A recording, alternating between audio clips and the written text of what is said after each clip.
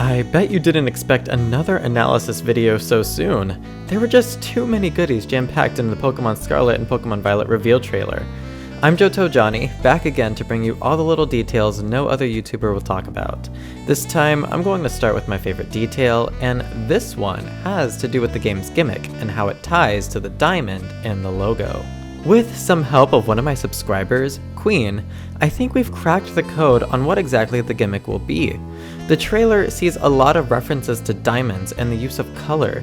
I mentioned so many times that Scarlet and Violet exist at opposite ends of the color spectrum, but did you also remember that diamonds reflect every color? Let's tie this into the main square in Pokemon's Guel Park looking area. We have a literal color wheel with every Pokemon typing surrounding a rainbow colored Pokeball. Each color and typing has one that exists opposite of itself.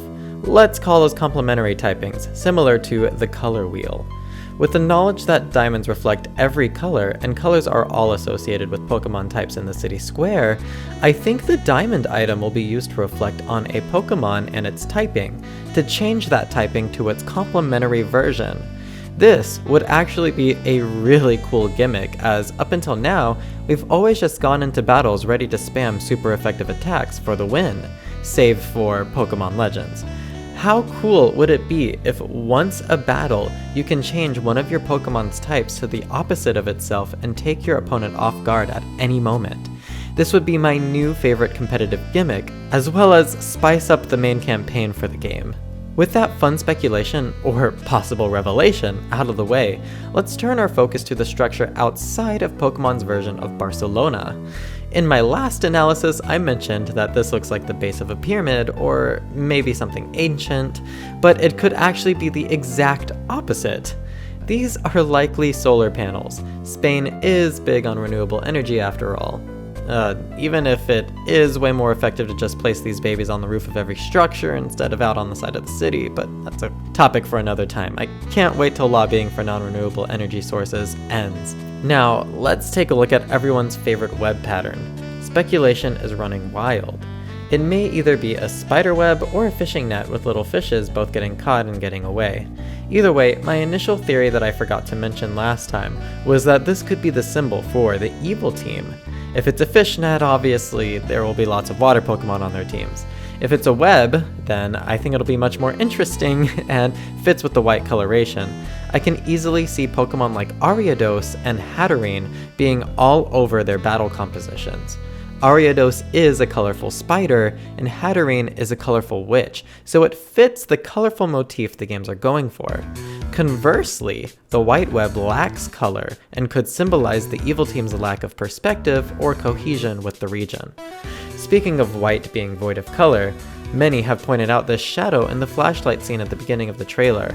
A lot of you speculate this is a Pokemon, and honestly, I think I might too. Maybe. What if I told you this Pokemon, as we'll call it, makes several appearances throughout though?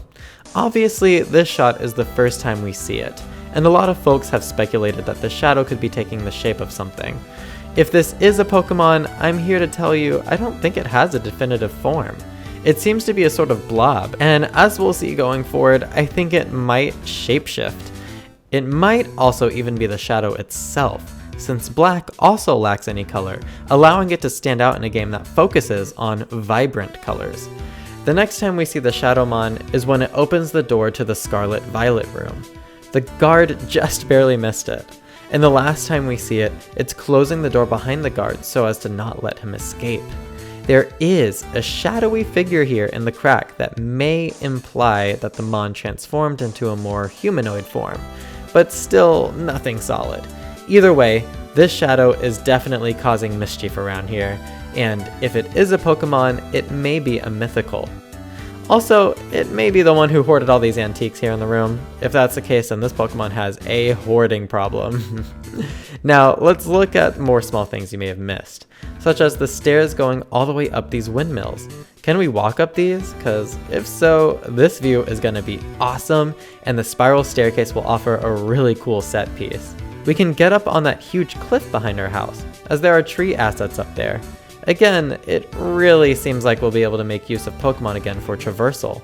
It only makes sense with the sheer scope of the region and all the elevation it provides. I'm really hoping for just as much, if not more, Pokemon interaction than what we got in Legends. But what are your biggest wishes? Any thoughts on all the info I covered today? Write what you think down in the comments, and until next time, I've been johtojonny. Peace out.